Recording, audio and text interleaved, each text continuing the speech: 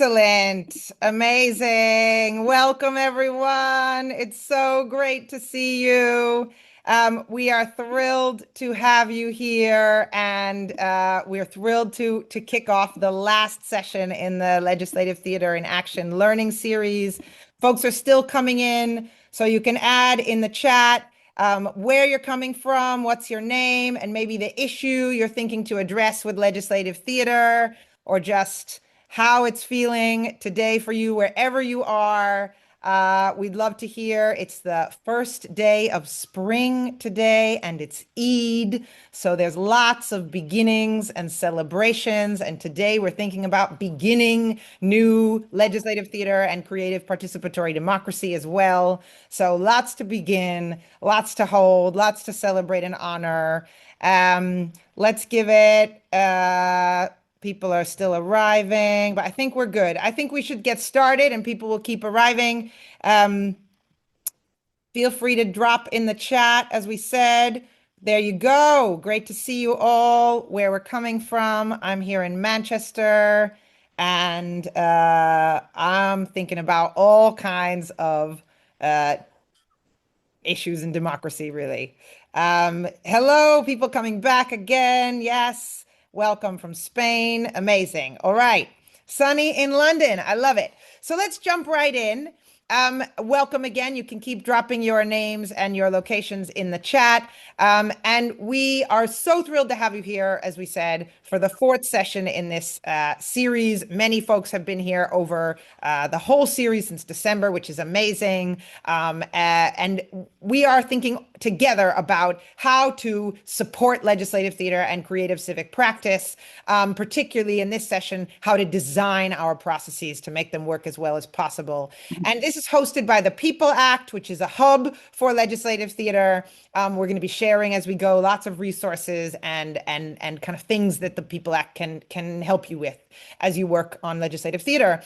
And you probably know already, but we will say again, we're talking today about this part of the participatory democracy ecosystem and the creative activism ecosystem, which is legislative theater, which comes out of Brazil, out of the tradition of theater of the oppressed, in starting in about the 1990s, legislative theater, and now happening all over the world.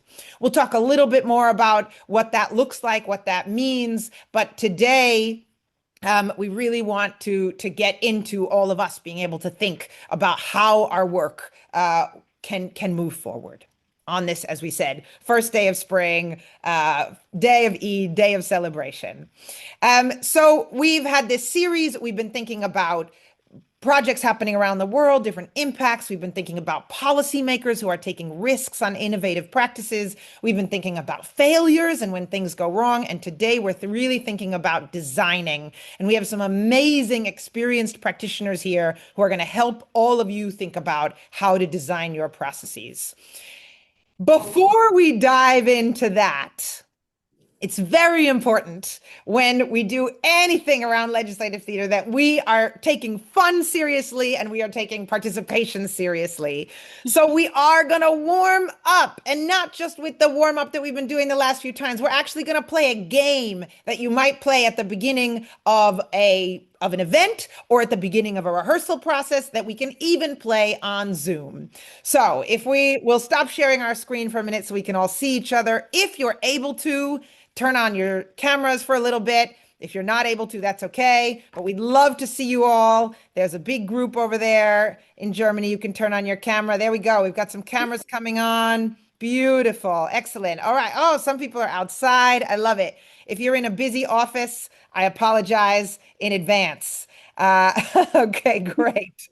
So, first thing we're going to do is just move in our Zoom screen. You can imagine that the music is playing or not. You're just going to have a little dance, a little move, a little wiggle. There you go. And stop. Beautiful. And move. There you go. Have a little dance, have a little move, and stop. Even if you're on the street. Excellent. And one more time. Move and dance and stop. How you doing with move and stop? Doing okay? Thumbs up? Great. So now, oh, Thumbs up. I got fireworks. Thank you, Zoom. So now we're going to flip that upside down. When I say move, you stop. And when I say stop, you move. Are you ready? Move. Stop. Stop. Oh, move. Move. Move. Stop. Move. Yes, I love it. You're doing great. Okay, let that go for a second. We're going to add in two more words, just two more words for today. So when I say head, tap your head. There you go, just like that. One hand or two. And when I say shoulders, tap your shoulders. Excellent. Head, shoulders. What do you think we're going to do? Switch it. Head means shoulders and shoulders means head. So let's give it a go. Head, shoulders, shoulders, head, move.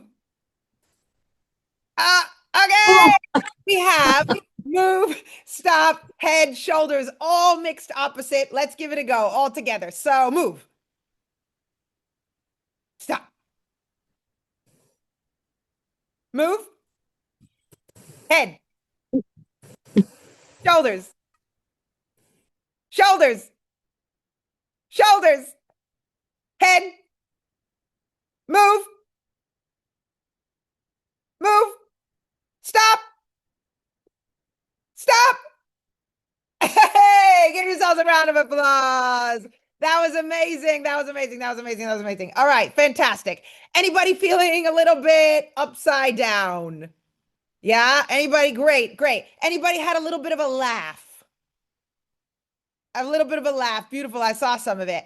So when we are starting a legislative theater process, we want to get people thinking upside down about the problems or the policy challenges that we're trying to change. And today, when we think about designing your own legislative theater processes, I invite you to think upside down. Let's think about designing democracy differently.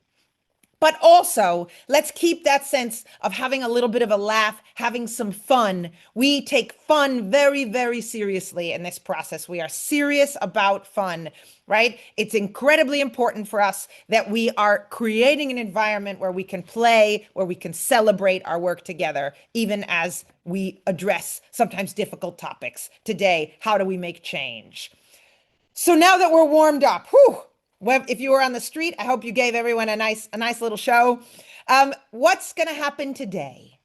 Today, we're going to think about working from real examples, from real case studies, how we can address different parts of a legislative theater process that you might have questions about, with support from experienced practitioners, who I'll introduce in a moment, one of whom is pictured here, Samra Saeed, in a project in Northern Ireland last year. And then we're going to have an open discussion and share resources. Yeah, absolutely. And just before we get into what those questions are, let's talk about the stages of legislative theater. So legislative theater can happen lots and lots of different ways. We're talking about this process, Watch, Act, Propose, Vote. It doesn't mean that there aren't other ways to do things. And there's lots of experienced people here who are doing things in many, many ways. We think about 4 stages. Watch, a community comes together to build a play based on their lived experiences of policy or structural or design challenges, always impacted by situations of power or inequality. So working towards more equity and equality, the community says, where are we having a problem? Are we lacking power? Are we lacking resources? And what is the story? How do we tell that story in a play? Community members, peers, neighbors, and policy members come together to watch that play, analyze the problems, and then actually act, to improvise and test new ideas and solutions. So they come on stage and try out and test their new ideas. What would happen if we changed the policy or the rules in this way? Until everybody in the room is ready to become policymakers and propose new policies or rules or laws or solutions or norms that everyone wants to see enacted, or many people want to see enacted based on what was understood from the play and what was tested in that improvisational forum. moving through deliberation and debate and amendments until we are ready to take a vote and get commitments to action. So we think about watch, act, propose, vote. And today we're going to be talking also about what happens even before the watch, like how do you get folks on board for this, and what happens at the end. How do you move forward towards real kind of real action? Before we get into that, we wanted to bring in an example of a legislative theater project very briefly that and how it addressed its own design challenges. A project from Zimbabwe, from Green Governance Zimbabwe Trust, that happened in Chimanimani in 2023, 2024. And we just wanted to give a little bit of an insight. What can legislative theater look like in different contexts? Because that's what we're going to be talking about today. And how do different groups and different contexts address those design challenges? So let's see if this video works. Just a very short video before we get into your challenges. Let's What happens when governments and communities don't have an open channel for communication and climate disaster strikes? How can storytelling and collective wisdom build trust and lead to action? In 2019, the region of Chimanimani in Zimbabwe was hit by a cyclone. Many residents lost homes and family members. Young people saw their future prospects impacted by climate change. In response, local organization Green Governance Zimbabwe Trust piloted a legislative theater initiative, bringing young people, community elders, and council leadership together to tell their stories on stage. The play asked, what can we do to manage the risks of the next climate emergency? And how can young people and women be central in that effort?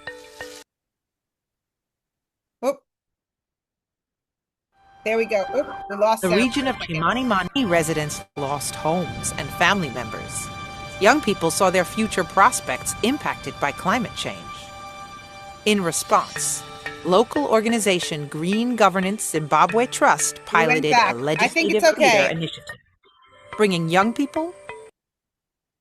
I realized, yeah, we can skip ahead if we want, if it works. I think it was programmed to stop at a certain point. All right, let's see if that works. And how can young people and women be central in that effort? Oh, all right. Let's stop it there. Here's to participation and information. Go ahead. Local government committed to circulating new climate plans among the residents of Chimanimani and involving women and young people in their implementation, while residents are eager to use legislative theater to address other local issues. Storytelling, collective wisdom, and policy change. Beautiful. Sorry for the technical difficulties. And what we wanted to highlight there is actually there was one of the design challenges was there was kind of barriers to involving young people and women in decision making with the local council.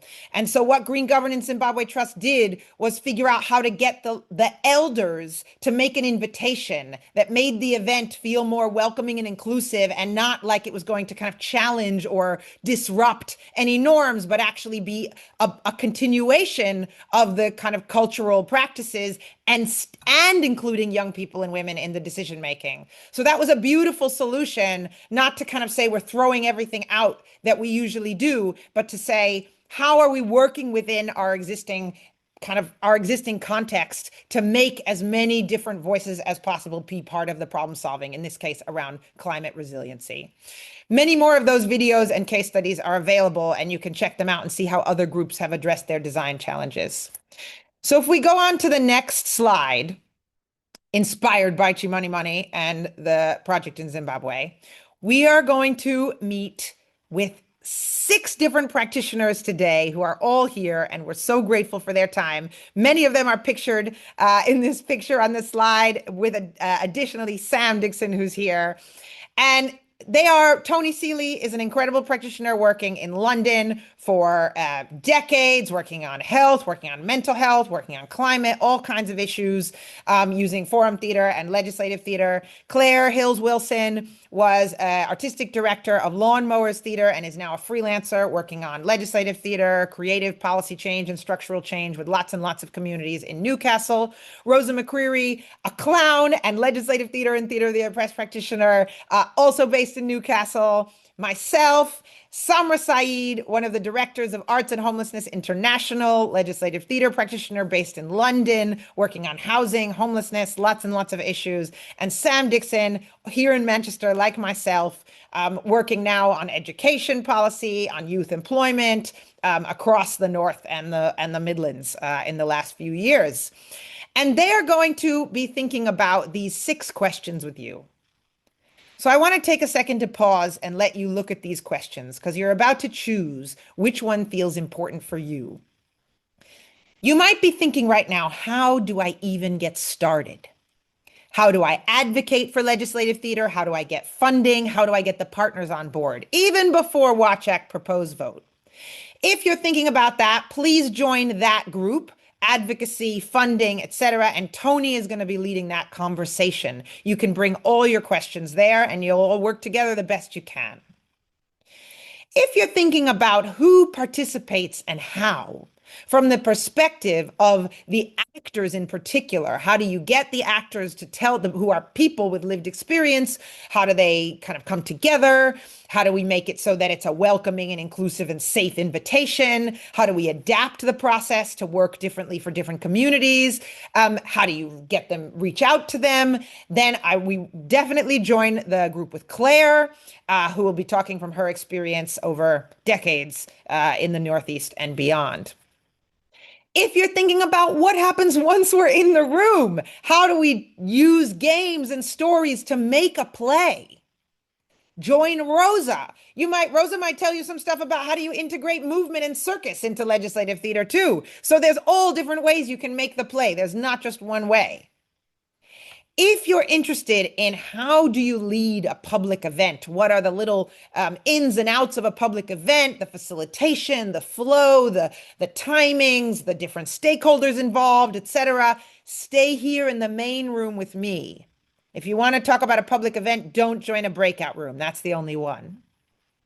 If you want to talk about, this is always a big question, how do you get policymakers in the room? How do you get them to commit? And how do you work on accountability and implementation at the end? Join Samra, who is an expert in these questions about policy relationships and accountability.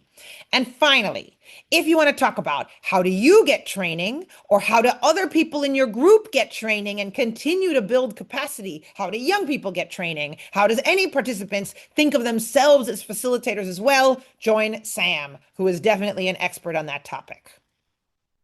Can I get some thumbs up, etc., if this is making sense to you? You have 6 options, and in a moment we're gonna, great, I love the thumbs up. Yes, this is very exciting. Thumbs up, beautiful, excellent. All right, so we are gonna open up the Zoom rooms, and you're gonna have just over 20 minutes to actually be in those rooms and have those conversations, and we hope they're really juicy and exciting. Feel free to take notes. So the rooms are open. You can choose which one. If you can't see it, go to more on the bottom of your Zoom screen, 3 dots, and look for breakout rooms. There you go. And you should be able to join a breakout room now. If you want to talk about the public event, you can stay here in this room. Excellent. Great. Go ahead, joining those rooms. You're doing great. I hope you have a wonderful conversation. We'll give this a minute. Excellent. We'll see you very soon in about 21, 22 minutes. We're very excited to hear what you come up with. These are great. Let's give this a couple more seconds for people to choose. Some people have not chosen. There we go. Anyone else want to join building capacity? Just giving you one. Katie, just to say, we're going to jump because we're in a room and we're going to do our room. But thank you so much. Thank you for joining us. Big high fives. Nice Way one. to go. Thank you so much, Katie. Thank you for being here from Germany. Awesome. All right. See you Great. soon, guys. Bye. Great. All right. We'll see you soon. All right. I'm just giving it one more second. Okay, that's fine. You can feel free to listen. Okay, great. I am going to get started then. So here we are, just giving a chance for anyone else to. Why is my hand raised? Okay.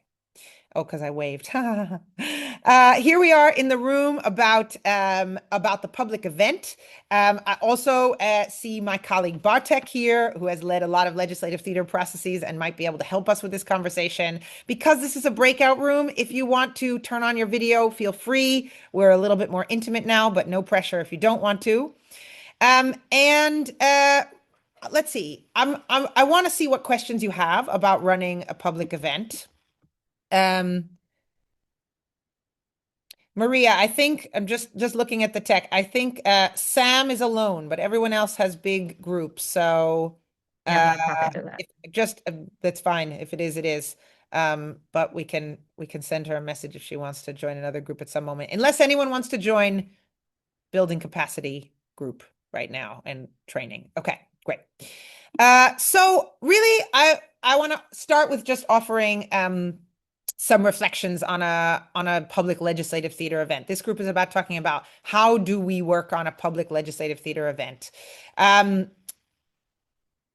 This can be any kind of process. It can be 3-hour event. It can be a full day. You can have multiple public legislative theater events. But where we are now is that your group is ready, your actors are ready, your play is ready. You've done a lot of research. You've gotten policymakers most likely, or sort of decision makers to be a part of it. They're there together, and you're thinking, how do I take everyone through this whole process and get to some real kind of concrete outcomes and action steps at the end? There's all kinds of challenges that I've experienced in a public legislative theater event. How do we maintain momentum? How do we kind of get to the nitty-gritty of the ideas while we're not losing people in really kind of heady deliberation? How do we make it really fun and accessible throughout, not just the play and the forum, but also the kind of conversation at the end? So I want to see if any of you have any questions to start us off. Before I keep talking. Anybody have any questions? I see you, Sam. Yeah, go ahead, Liliana. Oh, come off mute. People can also drop questions in the chat if you'd like. Go ahead. Can you hear me now? Yes. Okay, so my question is the following. So I'm working right now with a group of design students, and we are putting a legislative theater function on microviolences in Mexico City. So we are 6. Well, they are 6, including the Joker, and we have already tested it 4 times, because while the presentation is good and we can see the interaction, one of the main problems that we have been facing is how do we actually engage people so that we can collect information. So first, we try to test it digitally, but the venue where we were, they had like a lot of internet connection issues, and so we had to improvise. We really didn't know what to do. Another option, which it worked the last time that we practiced it, like we have been piloting it like 4 times. So there are 5 micro scenes in the whole legislative theater, and so we divided the audience into 5 different groups. So one of the actors, so our 6 actors, was in charge of a different group, and they were in charge of the conversations that they had. And so they collected information, they worked with them, and then after, I think it was like 15 minutes of talking and discussing alternate ways, our actors / facilitators went off stage with the audience, and they talked about the insights that they had collected. And then the reenactment started. So we don't know if this is like an appropriate way to work with, because we were also like finding it like quite hard when we had like so many people. And sometimes there are like some audience members that try to be, I don't know, like the hoarders of the attention. And they try to talk about. So we thought that this was like a good way of trying to integrate as many people as we could. Great. So the question, this is brilliant. It sounds like an amazing project. So I think the questions are, first of all, how do you make collecting ideas as expansive as possible if the Yes. internet or tech kind of capacity is difficult? That's an excellent question. And the other thing is about how do you make sure that in the room you get lots and lots of ideas if some people are sort of hoarding space. Yes. Yeah, And how beautiful. can we actually systematize like all Yeah, this yeah. information? So I'll give you some things and then we'll see if the other practitioners or anyone else in the room wants to chime in. Sam, Bartek. What I would say is first of all, on the tech, it's an amazing idea to be able to let people submit ideas from afar or via their phone or whatever in the room. But you don't have to do that if the tech is hard. So we usually use pieces of paper to submit policy ideas. And then if it's possible that people can kind of interact digitally at the same time, which we've been experimenting with, amazing. But the other thing you could do is have digital engagement after your events. So you could have a period where people could comment on the proposals using some platform. There are open source platforms like Decidim that allow you to post the proposals and then give a week or a month or whatever the period is for people to comment. So it doesn't have to be that you're using the connectivity in the space. Okay. So I would say in my experience in the event itself, going as lo-fi as possible is really the way to go. And then the other issue, I love your question about how do we make sure we're getting lots and lots and lots of ideas and making sure that some people don't hoard the space. And I would say alternating as much as you can between people talking to each other and people taking action. So letting people talk in small groups or in twos about the idea that they have, and then getting somebody up to test it out on stage and act it out. And then talking about it again, and then getting somebody to test it out again on stage. And really, I would say you can, this can be tricky, but I would say we can say, okay, that person has raised their hand already, or we've gotten lots of ideas from men here. Let's make sure we get ideas from women, or we've gotten lots of ideas from adults. Make sure we get ideas from young people. So you can really direct that. And then again, the last thing I'll say is that if you use those policy sheets, which we have templates for and we can share with you, everybody gets to submit their own policy idea at the end of the discussion and the acting so that everybody gets the independent or in a pair opportunity to put in their proposal. And it's not just about who talks the loudest. And how do these policy sheets work? Yeah. So, Sam, do you want to pick up from here? Because I see you here. Yeah. So, the policy proposal sheets, they at the top. So it will have like a few categories related to the policies that will likely come up. So it might be like education, it might be relationships, it might like a few different topics, and then other. So the audience, when everyone gets the sheets, they can circle what topic it relates to. Then the next question is in order to, and that is where the audience can write down what change they want to see made. So, for example, in order to make more work experience placements for young people, that might be an example that somebody writes. The next part of it says, we suggest, and then there's a big amount of space for the audience to write what their policy suggestion is there. And then at the bottom, it also says, there's a question about like who do we think has the power to make this change, and it's an optional question, but it might be someone really specific that the audience member or community member has in mind of someone who can influence this proposal.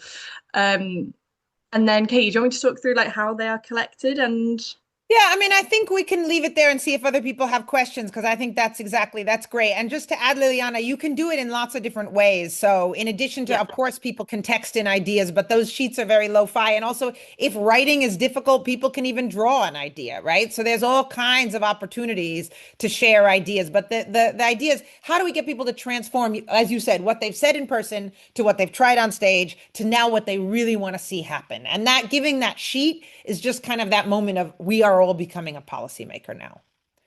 So great. Yeah. Thank you. Yeah, amazing questions. And we can build on that. Let's see if anyone else has any questions, because this is so great. So I see some other people here. Anyone have other questions about the legislative theater event in particular? Can put them in the chat.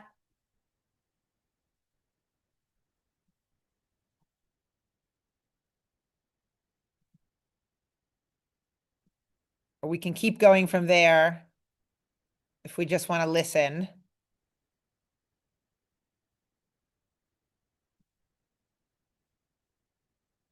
Okay. Aga, Helena, Tamsin, do you have any questions about okay, great. Halfway through. Oh, good to know. Any questions about a public legislative theater event? Any design questions you're thinking about, or you're just listening in? Here we go. Hi guys. Hi. I'm sorry, I pressed twice for the camera. Perfect. I do have a lot of questions. I kind of here to see maybe what others are saying, but I'm planning to organize in London like this legislative theater process, which would end up in the event that would be around food, access to food, Great. and I work specifically with elderly people who they don't have through their carers the food provided, and food banks are not necessary also are suitable. They don't provide the quality food. So for me, it's more important how actually we can influence reach maximum of influence for the policymakers. So it's not only like kind of for us internally to kind of develop more of this understanding the problems, but how we can influence, which I see that it can be some follow-up afterwards, but for me, it's really decision makers, like what works best. Yeah. So the first thing I would say is the question is kind of who's organizing or who's leading this event and what relationships do you have, right? And do you have relationships with, are you part of an organization that has relationships where you think, okay, we could bring in some decision makers, some, big charities, whoever's working on food poverty and food banks, for example, and you might be able to chat with us, like Trestle Trust that works on food poverty and supports food banks has actually done a lot of legislative theater. So they already have some excitement around this process, and they might be able to connect you with some other organizations that are interested in, crisis and shelter, that work on housing, but also poverty generally. They also have some experience with legislative theater. So sometimes that's how we just start, is who has experience or interest in these topics, in the theme, but also in the process. And then we would say, can you get as many of those folks as possible to be in the event? Yeah. And this is the key. This is the key, in the event, right?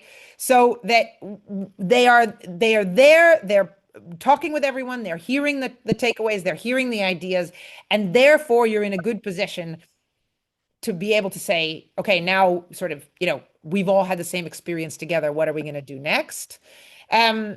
Let me pass it over a little bit because I'm talking a lot. Bartek, who's here with us, do you want to talk a little bit about ways you get policymakers to make commitments in the event? Yes, sure.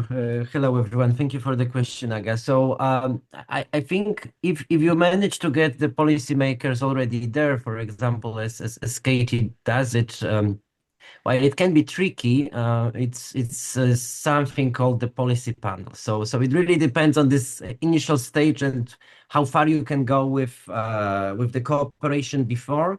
Because as Katie said, you can have them as the audience member and poke them a little bit to do something, but you can also try to have them be present as those who present themselves as responsible. So then you can put them in the role of policy panel, and then when you collect the ideas, they will be the ones responsible to go through, to cluster them, and kind of to select 2 or 3 most popular or most innovative or most relevant for the moment, remembering that, of course, you keep all of them, but you also want to use the energy of the room and the collective intelligence to work on that. And then as you work through, there are also different methods, but the idea is to go a little bit deeper to those ideas that are perhaps the most interesting. You can also work with the audience to see how they could be improved during the discussion. And then there is a moment when you can indeed ask them, okay, so this is the idea, we got these amendments, it's becoming a little bit more robust. What is the first step that you will take to make it happen? Or what can you do in the next few weeks, 2 months to make it more possible? What we need to know if something is unknown? Also, sometimes it is a good opportunity to do a reality check. So if the proposals are very brave, it can be, you know, that the policymakers are a little bit reluctant. So this is also this element that is linked more with the follow-up, but still present during the event. So indeed, this is the moment that can be a little bit tricky, especially, for example, if the proposals are bold or if the policymakers are a little bit, I would say, unprepared. So indeed, there are those aspects that happen during the event, but are relevant before to really commit and discuss with them, and for them to understand what they do, that it's not really about them, but it's about their role as people responsible for the issue. And maybe one thing I would like to add in terms of, you know, processes where it is difficult, because from my experience, I am from Poland. So in Poland, for example, I noticed that it is not as easy to have politicians or decision makers first present on the theatrical events. It's still a little bit scary for them, and then to be put in the role where they have to commit to something. So what I'm saying is not everything works equally easy in different Absolutely. contexts. Absolutely. And then I would say it's if you see, for example, or if you will see, hopefully not, that it's not that easy to get them to commit or to be in this very open role during the event. It's, I would say, important to structure the follow-up action that will have the most direct impact, right? So perhaps try to speak with them and say, okay, can you come, be present? Can we have the follow-up meeting? So it's not simply that you generate the ideas and then you send it to them as PDF, because most likely, or any other report form, because most likely it can be tricky and they will not follow up. So I think it's to use the power of theater as much as you can with the level of commitment they have. Absolutely. All of that. I think it's so important to think about the event and the follow-ups and the prep. And I was also going to say for you, if this is something that's new for those policymakers, and kind of to what Bartek said, if you're not sure yet what kind of commitment you could get, you can say to people, you can think at their level. It doesn't need to be we're changing legislation from the very beginning. It could be we're going to make an agreement about a new area of work that people at Trussell Trust are going to think about, or a new report that they might write, or a new, tiny little budget. How are they going to spend £1,000 on something, right? So it can be really, really, and that sometimes that gets them thinking, oh, we already have to spend £1,000 community budget. This is actually going to help us think about how to do that and do the community engagement that we were trying to figure out how to do anyways. So if you can start at that level, is that helpful? Yeah, amazing. And I think the other thing I want to highlight from what Bartek said is that in the best case scenario, the policymakers are part of the theatricality in terms of sorting ideas, reading ideas. That's exciting. Seeing them do that in front of everyone, and then deliberating and watching them think and feel uncomfortable about thinking in public about what's possible, and then asking them to make any little commitment is such a theatrical moment. Right? And then if we're not happy with the commitment, that's interesting too, because we learn about who they are or who they're not, or what is or isn't happening in that institution or organization or level of government.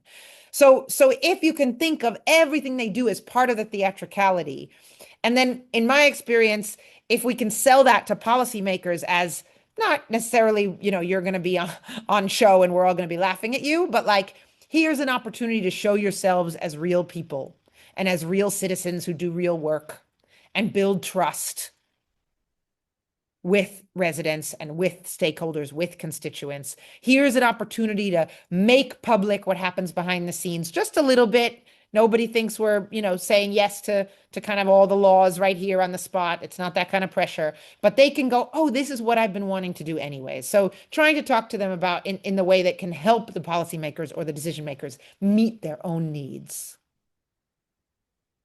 Great questions. We have 2 minutes left. Thank you, Maria. Does anyone else have a quick question? These are great. Liliana, Aga, any other questions anyone wants to follow up with? Last chance.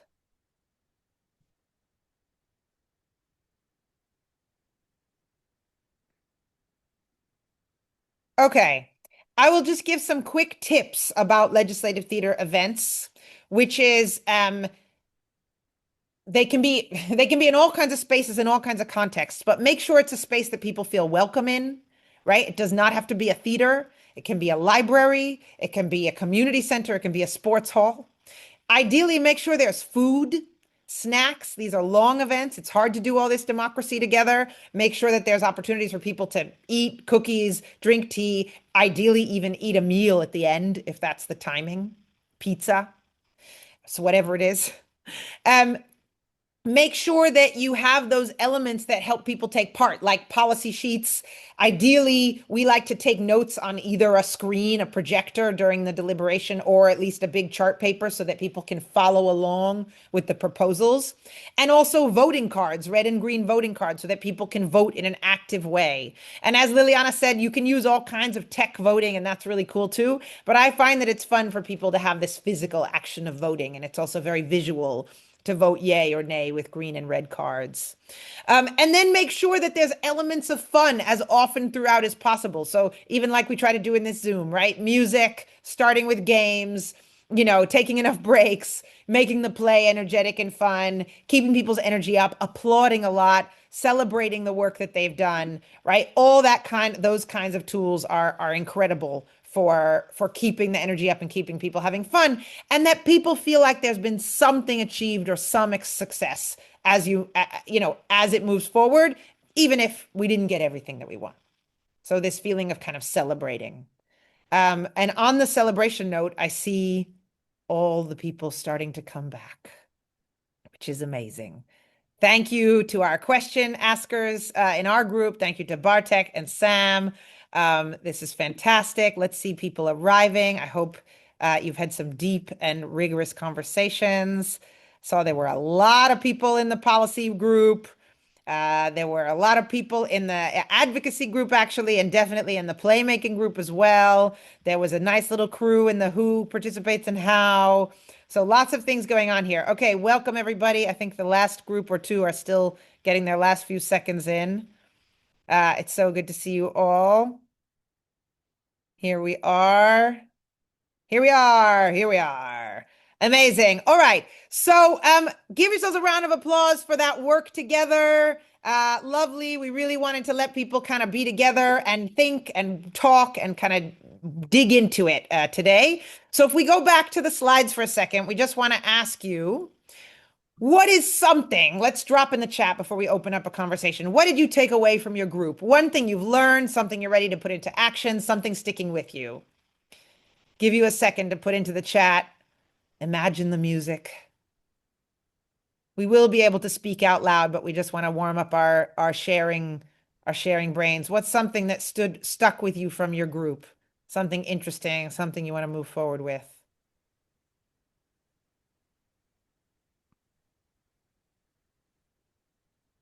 Policy trackers, yes, using trackers so that people can to form the policy team and tracking activity and making that be really public potentially.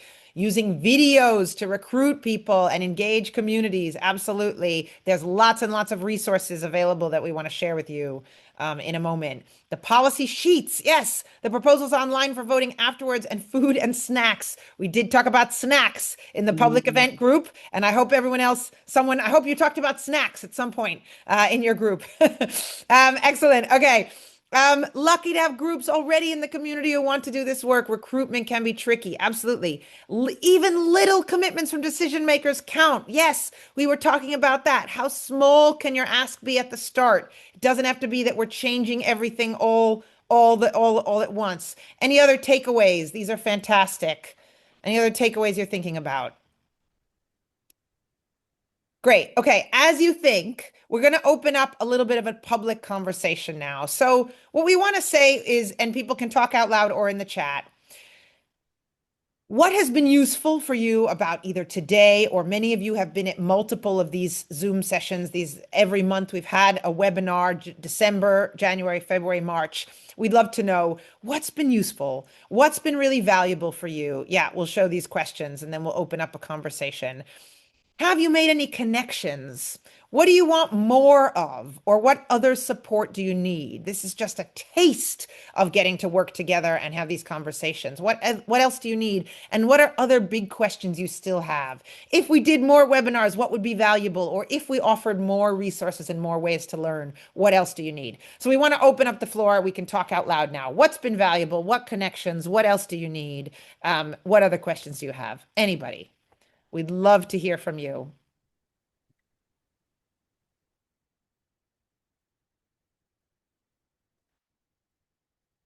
Can take yourself off mute. I can go. Beautiful. Hi, Katie. I was starting to type in the chat, but I think it felt a bit quite long to put in the chat. I really enjoyed hearing from Claire about how the legislative theater project can then become like a legacy piece. So like where it then becomes, for instance, like mandatory training for professionals. And I loved hearing about that because I think that sort of like hearing more of those ideas or like what the impact of legislative theater is in those different ways is really useful. So yeah, it's the main thing. Amazing, amazing, amazing. And that's something we can think about talking about more in the future. How can this turn into legacy, right? Not just the accountability or the impacts of that one process, but I'm thinking about this a lot. How do we embed this kind of working? Fantastic. Yes, we tried to record some of the other breakout rooms, Gail, and if not, we will be able to share resources on all of those steps. Yes, it was hard to only choose one, but that's great input, right? What else we're looking for? We're looking from you, maybe being able to have more of these conversations. Anyone else want to chime in? Liliana, are the resources, the buddy system, and learning about real examples? This community is amazing. Thank you so, so much. Marta, go ahead. Speak out loud.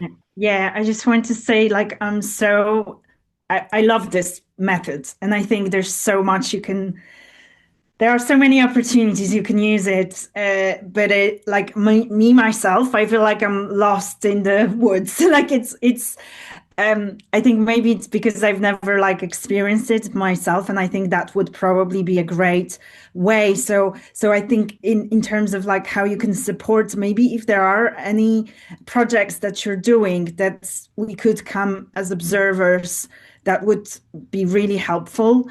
And also, like, I feel like and Rosa knows this from my group because I had so many questions and I have many more. So I feel like if there was an opportunity to kind of have like 45 minutes with someone who's done this and just be able to, to kind of have a little bit of a mentoring, that would be so, so helpful. But thank you so much for this series. It's been amazing.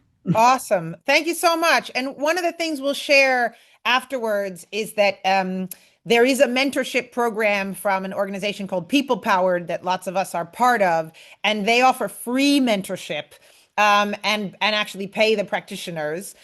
So that's something that you can sign up for, but also all the practitioners here, I mean, they can't necessarily offer too much of their time for free, but they all have so much experience. Samra, Tony, Claire, Rosa, Sam, Bartek, there's more practitioners here who've been in this community. And so there are ways to connect with us. One thing that I'm hearing from what you're saying, I'm just saying out loud, is like, for example, Tony has so many legislative theater events happening all the time. Samra, Art Thomas International. It would be great if there was one place where we could share when those events are public. So that's something that I'm just thinking about out loud as you speak, because there are opportunities to see some of these things. Fantastic. And I see, Christina, also opportunities to shadow or take part. Excellent. More about games as research. Yes, yes, great point. Okay, any other questions, things you want more of, things you're taking away? Anybody? These are beautiful. We can hear a couple more.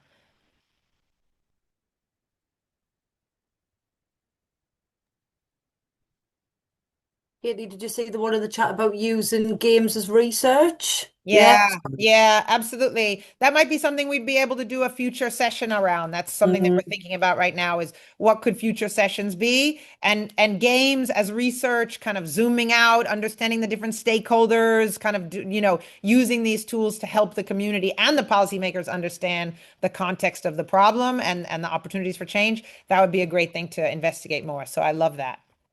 Anything else that anyone would love to say out loud? We love hearing your voices. Hi, I'm gonna just jump in. I really appreciate the space today. Sorry I couldn't be on video. Kind of found out about it last minute, but I'm Rachel. I'm a practitioner in Colorado, and yeah, lots of gratitude just for getting to have a little taste of the conversations.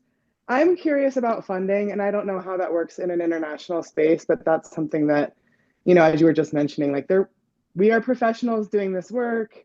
It's also community-based work. There can be a lot of expectations around volunteerism, and also, though, how do we acknowledge this as professional work and find funding for it?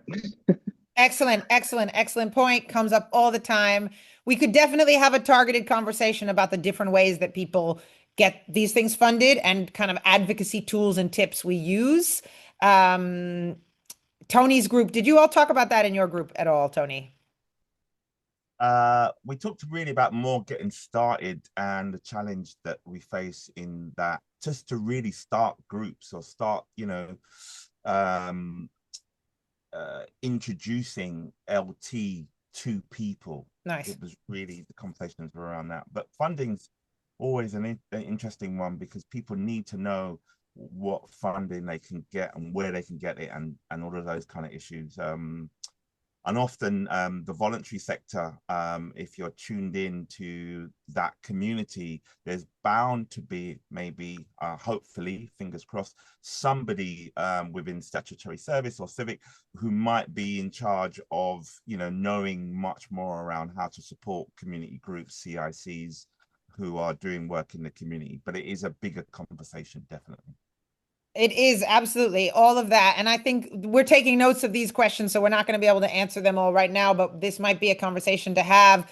But we are finding that and we were talking about it actually in our group, kind of trying to figure out how we're meeting the needs of the institutions or the policymakers without compromising our goals and our community kind of desires. But for example, when there are a lot of institutions or governments, departments that say we need to do more community engagement. And if we can manage to find them and say, okay, we have this great way to do that community engagement, that sometimes is a way to unlock funding and also get the kind of buy-in and accountability at the front end, which is one key way to work. I think Arts Homelessness International definitely works that way. I work that way. Lots of us work that way. So we'll hold on to this, Rachel, for future questions. Thank you. Amazing. I'm going to move on to resources so we don't run out of time, because that's really important. But if there are any more of these kind of things you would like to think about more, or ways you would like to engage more with this community in the future, feel free to drop them in the chat or send them to us afterwards when we send the follow-up email. Okay. So in our last 5 minutes, we want to offer you some things that you might not know exist that can help you follow up on the learning that you've done in your groups. First of all, on the People Act Hub, there are all these resources you see pictures of. There is the playbook, which is the graphic all the way on the left. There is a participation playbook from People Powered that myself and a whole bunch of other practitioners from around the world helped write. That is kind of a digital guide, a little bit overwhelming, but lots and lots of steps, interactive steps to all the kind of logistical decisions and design decisions you might be making in doing a legislative theater process. That's also existing in a lot of different languages. And there's specific tracks if you're thinking about climate or schools around legislative theater. So there's a lot there. It's at People Powered. We'll send it out afterwards. There's a book called The Wildcard Workbook from Theater of the Oppressed NYC. It's available to buy online as a PDF or in hard copy. And it's a guide to leading for and facilitating forum theater. So that's really about how you gather the group and make the play and facilitate the interactive improvisation. Then there's some other resources here. There's a brief playbook on different kinds of participation from Greater Manchester. There's a document of policy impacts from 11 UK projects that you can use to advocate, right? And Rachel, maybe to advocate for getting funding, or other people who are thinking about that. The policy impacts are really helpful. And then there's a report from Legislative Theater in New York City, 5 years, and there's also a report from Romania. There's more resources than that, but those are some that are on, or actually a guide from Romania. Those are on the People Act Hub. Next, there is Are we at the map next? There's a map many of you will probably have seen. We launched it. It has almost 40 projects in all the continents. India is about to be added, the project from India. And we're doing another update in April. India, Palestine, Lisbon, another project in Brazil that integrated legislative theater and citizens' assemblies are all getting added to the map. Each of the projects in the map, if we flick through to the next slide, also talks about the challenges they faced and some of the policy impacts and long-term impacts. We're hoping that this resource, which was created by the People Act and the Legislative Theater Center of Poland with Bartek, who's here, can be really valuable to you in advocating and showing other institutions, communities that these things are happening. So please, please, please go have fun on the map. And if you know about legislative theater projects that are not on the map, you can submit them on the map page directly. It is open for anyone. So for example, Christina, we should get the Thinks project with the Department for Education on the map if we can. These are the policy impacts that I mentioned before. These are some real concrete changes that have come out of projects at the local level, the national level, the organizational level. I think it was Aga, someone here, we were talking about food banks. You can see more about the Trussell Trust project, which was about food poverty and hunger and generally kind of addressing poverty and welfare in the UK and some of the impacts of that. And almost last but not least, we wanted to share that one of the things we're working towards in this community, we said it last time, is a legislative theater festival coming in 2027. As we send out the resources at the end, we'll offer opportunities for you to connect, but we will be inviting everyone who's taken part in these webinars to think together with us about how we get people there, how we spread the word. We really want this festival to be an opportunity for you to introduce to funders, to policymakers, to communities, how this works, and in the UK, but open to people all over the world. So stay tuned for more about that. And almost there at the end, as you probably know, we've paired buddies in this webinar series, more than 30 people already, which has just been amazing. People have had chats, they've had emails, calls. It's been lovely from different countries. If you haven't been paired, you can use the form and still add yourself to get paired. It'll take a few weeks, but you can say, where are you and what's a topic you'd like to discuss? What we're trying to do is just create a bigger community, lots of people who are excited about this and who can talk about it with each other. So please feel free to sign up and get paired. Okay, now really last but not least, we're going to send you resources. We're going to send you ways to connect. We're going to dance our way out, but I want to give a massive round of applause to all of you for learning and working on your processes, and especially to our practitioners who helped. So give 3 cheers for Samra, for Rosa, for Claire, for Tony, for Sam, for Bartek for helping, for Maria for doing the tech, for all of you for bringing your creativity, for Susie for thinking about this whole webinar process. Everybody gets lots and lots and lots and lots of love. And we're going to dance our way out. It's 3 o'clock UK time. There's so much more to say and so much more to learn, but we are ready to make some progress. So here we go. Don't go yet. Give us a second to have a little dance, and then you're free to dance your way into the rest of your day.